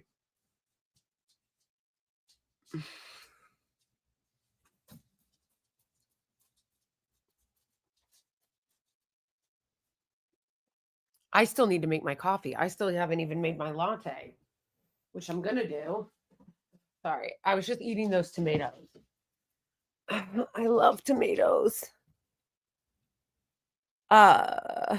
We've all had enough of Ethan to Clyde. Okay, we have, but that was a good debate. I think it was an important debate, and he's going to debate Hassan tomorrow, and I am very excited about that.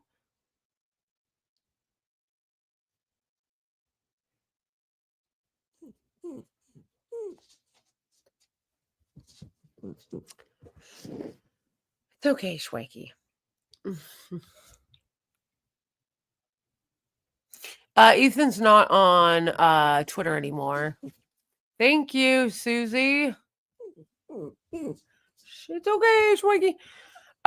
Okay, so we're gonna go to our little intermission, and then we're gonna go to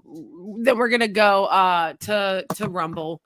Oh, say hi to the boys.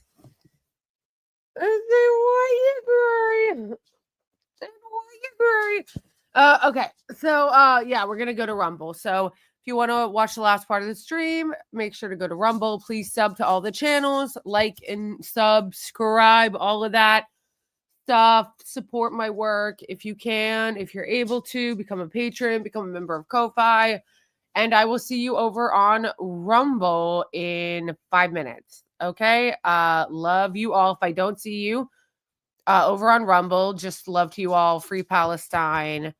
I hope that the sand is okay in the Israeli regime, and I hope everybody in Jerusalem and in occupied Jenin are okay and doing okay from the sandstorm. And yeah, I should get an avocado. Yes. All right. I'll see you guys. Love you all. See you in 5.